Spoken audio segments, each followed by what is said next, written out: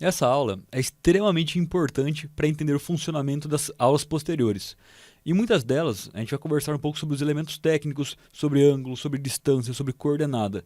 Mas afinal, o que é um elemento técnico e quais são esses elementos que nós podemos encontrar nas análises, nos memoriais, nas plantas, na documentação entregue pelo profissional?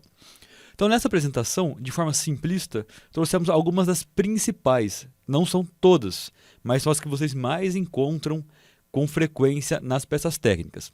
Então, a gente começa pelo ângulo, né? Um dos elementos técnicos mais comuns são os ângulos. E existem alguns padrões. Então, o ângulo azimutal, que muitas vezes ele é exposto no memorial descritivo, e aqui é uma definição. O que é o ângulo no formato do azimuth? O azimuth ele é uma direção definida em graus. Então, ele varia de 0 a 360, uma volta no relógio. Basicamente, essa que é a variação dele. E sempre rodando no mesmo sentido. Então, o tipo de ângulo azimuth ele é bem interessante para a gente, porque ele já permite dar a orientação real do nosso imóvel. Ele sempre é medido em função de 2 pontos, ou seja, a gente tem coordenadas que nós veremos um pouquinho mais para frente. Ele nos dá a orientação justamente porque a direção 0 graus, que é a posição inicial, ele corresponde ao norte do projeto do responsável técnico. E dessa forma, a gente consegue trazer a orientação. Então, quais são os tipos de informações presentes no nosso ângulo do tipo azimuth? O grau, o minuto e o segundo. O grau varia de 0 a 360. Os minutos e os segundos de 0 a 60.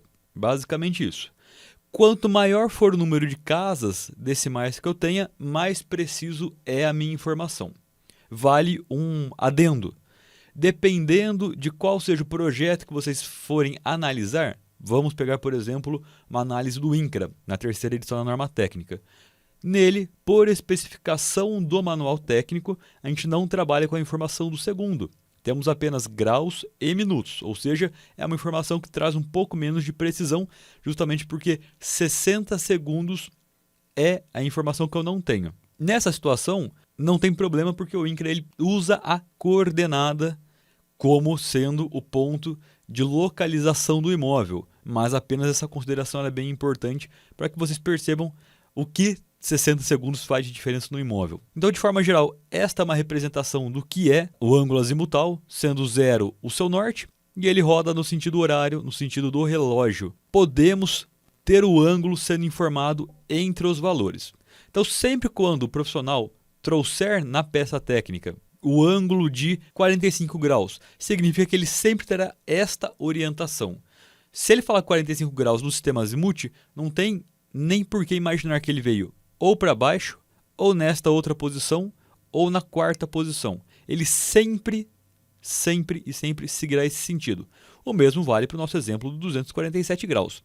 Ele terá esta orientação a partir do 0. Então, a partir desse momento que a gente entende que sempre essa informação ela partirá deste ponto de origem, é mais fácil sabermos e entendermos que forma a gente tem a orientação do imóvel, a orientação do polígono de nosso interesse. Um outro formato muito comum é o rumo. O rumo ele também tem uma direção definida, ele varia em graus e vocês vão pegar sempre a informação de 0 a 90. Diferentemente do azimuth, que era de 0 a 360, o rumo ele trabalha de 0 a 90 graus e aí a informação, ou seja, a orientação de onde ele vai, se dá por quadrante. O que significa o quadrante? É justamente a orientação cardial. Vai para o nordeste, vai para sudeste, sudoeste ou noroeste. Então, esse é um ponto extremamente importante. Se, porventura, vocês pegarem uma situação real, onde o profissional, ele, de forma equivocada, inverteu SE por NE, um exemplo, a gente não terá mais aquele vértice, aquele alinhamento indo para o sentido que ele deveria. Ele inverte completamente a posição. Em uma das aulas à frente, vocês vão ver um caso desse. Trata-se da aula de desmembramento de imóveis urbanos. Lá tem um caso bem explicativo sobre esta variação. Então é extremamente importante entender um pouquinho mais a respeito de como funciona o ângulo. As direções, elas variam de 0, no sentido norte a sul, e no sentido 90, leste-oeste. O rumo considerado preciso, ele também contém graus, minutos e segundos. E a principal importância também é trazer o quadrante, Porque se, porventura, o responsável técnico falar para vocês, o ângulo utilizado é o rumo, ele apresenta somente o valor 25 graus, 25 minutos e 34 segundos, e não nos conta que a posição dele é o NE, Nordeste, não adiantou ele trazer esse dado, justamente porque você não sabe para qual quadrante você irá seguir. Temos a definição 0, 0, 90, 90. Então norte, sul, leste, oeste. Se ele falou 25 graus, igual ao nosso exemplo anterior, pode ser 25 aqui, pode ser 25 aqui, pode ser 25 aqui, ou ainda neste outro quadrante. Então percebam que a informação sem o referido quadrante não é uma informação completa, então já não é o suficiente para nós restituirmos um imóvel. Então qual é a finalidade do elemento técnico de fato? Possibilitar a restituição de um imóvel, de um perímetro, de uma área. Distância também é um elemento técnico. Então o que a gente tem, pegando pelo dicionário, é um intervalo que separam dois pontos no espaço.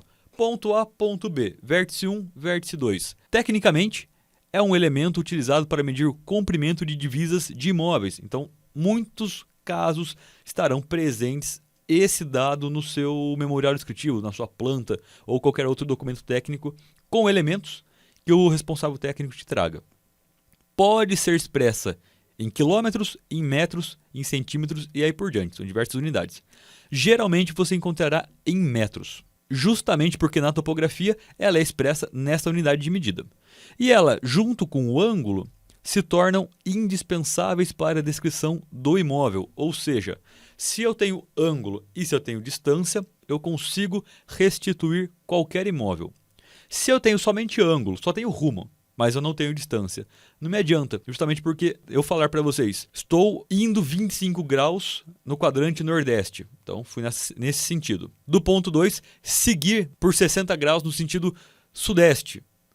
Mas com quantos metros? Eu sei o que você fez, qual seria o caminho a ser percorrido, mas eu não sei por quantos metros você andou, por quantos centímetros. Então elas são complementares. Da mesma forma que na distância não adianta você só ter informação. Do ponto 1 ao ponto 2 com 10 metros, do ponto 2 ao ponto 3 com 20 metros, do ponto 3 ao ponto 4 com 10 metros. Eu sei que do 1 para o 2 tem 10, do 2 para o 3 tem 20, do 3 para o 4 tem 10. Mas é em linha reta? Ele faz um quadrado? Ele faz um triângulo? Qual é o formato? E esse formato ele só é trazido com a informação do ângulo. Por isso que é tão importante trabalhar com as duas questões juntas, unidas. Na aula anterior, a gente percebeu que é possível fazer as definições dentro do Métrica Dimensor. Vejam a relevância da casa decimal. Aqui no nosso exemplo, foi trazido com 1, 2, 3, 4 casas. Existem muitas mais para ser trabalhadas, mas as mais usuais são essas definidas. Então percebam, se eu trabalho com 2 casas decimais, eu tenho uma distância de 123 metros e 46 centímetros. Se eu trabalho apenas com uma, fomos para 123 metros e meio, ou seja, 4 centímetros nossos foram arredondados. Está errada essa informação? Não, ela só está menos precisa do que ela poderia estar. Então se a gente faz um trabalho utilizando o número de casas decimais diferentes do que o profissional entregou, vamos pegar esse mesmo exemplo.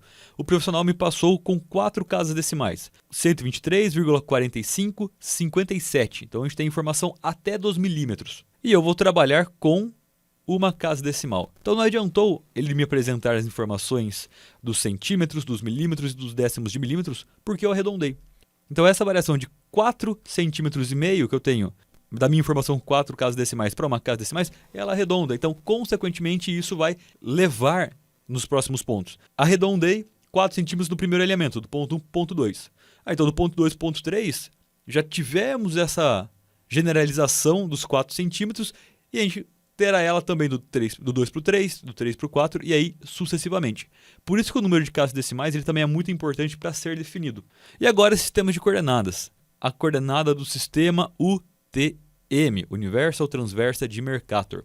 Trata-se de uma projeção cilíndrica utilizada internacionalmente, então não é só no Brasil, para a representação da superfície terrestre.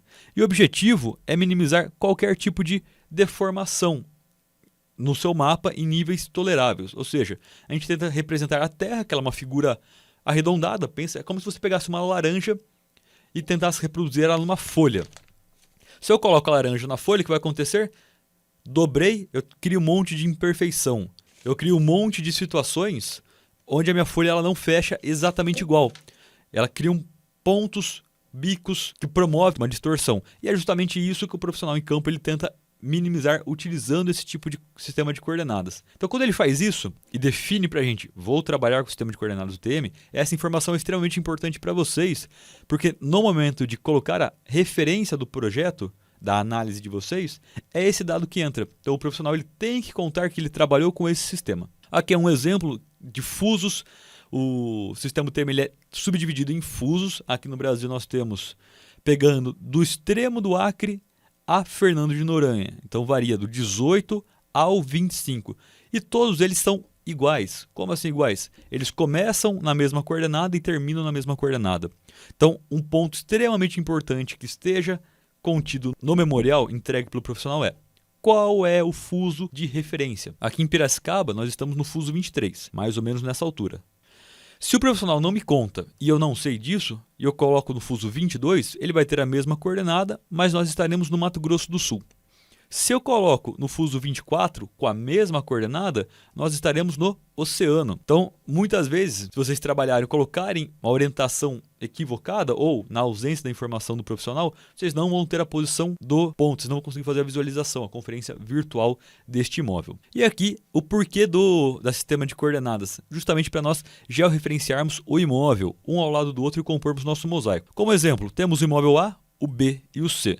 Cada um com a sua mesma coordenada. Ela foi trazida como 00 em cada um deles. Então, se eu tenho elas como 00, todas ocupam o mesmo espaço. Se eu solto uma em cima da outra, acontece uma sobreposição. Então, a gente percebe a taxa de sobreposição com essa coloração verde, roxo e azul. Quando nós colocamos elas referenciadas a um sistema de coordenadas, nós poderemos trazê-las na sua posição correta, ou na sua posição final, evitando a sobreposição. E é exatamente essa finalidade do SIG. Uma das principais recursos dentro do mosaico do MetaCAD Mentor é a identificação de sobreposições. É essa a análise.